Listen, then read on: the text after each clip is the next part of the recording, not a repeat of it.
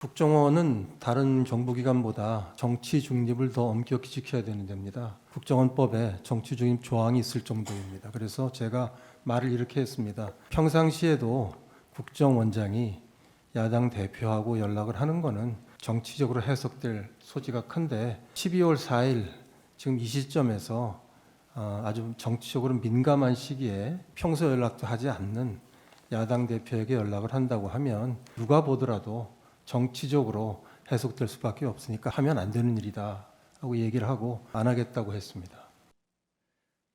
배진환 변호사님.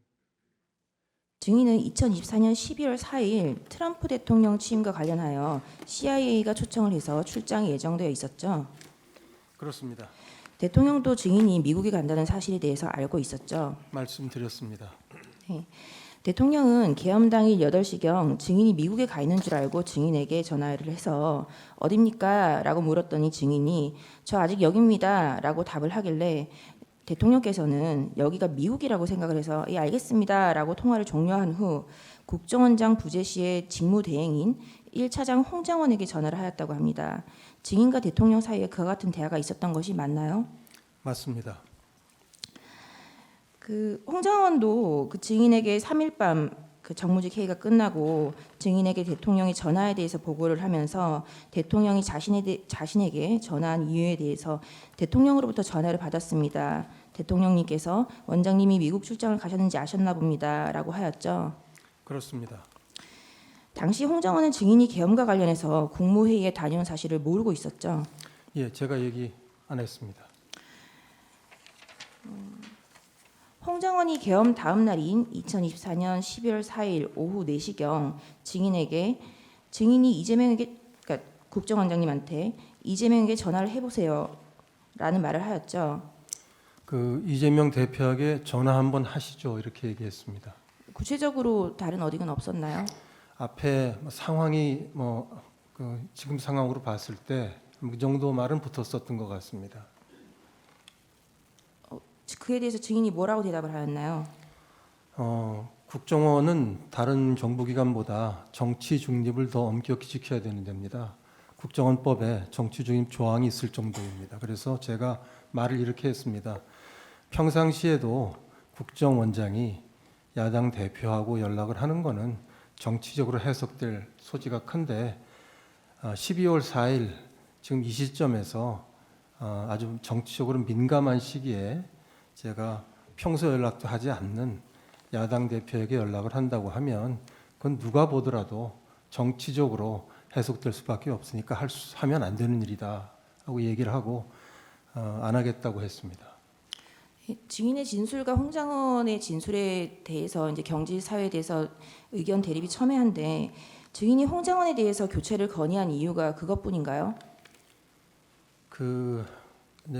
한 1년 정도 같이 일을 했기 때문에 이런저런 제가 보고를 받게 됩니다.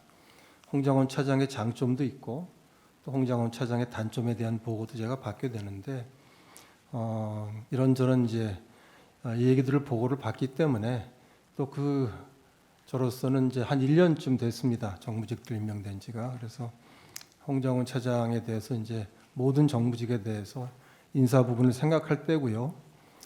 그다음에 이제 여기서 자세한 말씀을 드리는 건 적절치 않다고 보지만 공식적인 기록에 남아 있는 거 한 가지는 말씀드릴 수 있을 것 같습니다. 그 여름쯤인데 그 정보위원회에서 지난 정부 그 국정원에 계셨던 어느 야당 의원께서 홍장원 차장을 지목하면서 그 차장이 내가 국정원에 있을 때 유력한 사람을 통해서 7차례 나한테 인사청탁을 하지 않았느냐라고 말을 했습니다.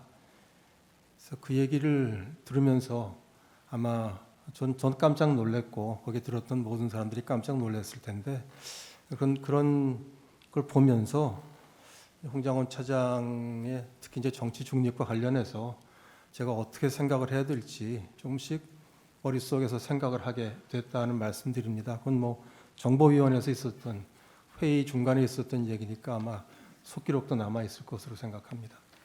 그 여름쯤이라고 하셨는데 몇 년도 여름을 말씀하시는 건가요? 작년 여름 뭐 한 8, 9월 달 정도 아닌가 싶습니다. 그 지난 정부 국정원과 관련했었던 야당 관련한 사람 유력한 사람이 누구를 말씀하시는 거죠? 그러니까 지난 정부 때 국정원에 재직한 바가 있는 야당 의원이신데 제가 뭐 이름까지 말씀드리는 게 맞는지 모르겠습니다. 박선원 아니면 박지원 이 정도가 제가 지금 생각할 수 있는 이름인데 맞나요? 네, 둘 중에 누구신가요?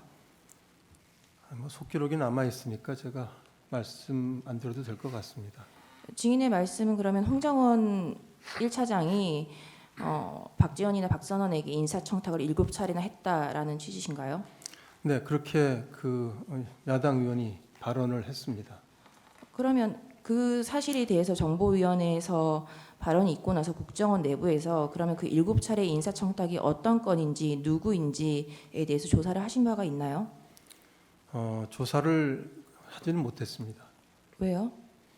지난 정부 때 있었던 일인데 이제 정부가 바뀌게 되면 국정원에서 과거 정부에 있었던 일을 다 기록으로 남겨놓지 않기 때문에 사실은 조사하기가 좀 어렵습니다.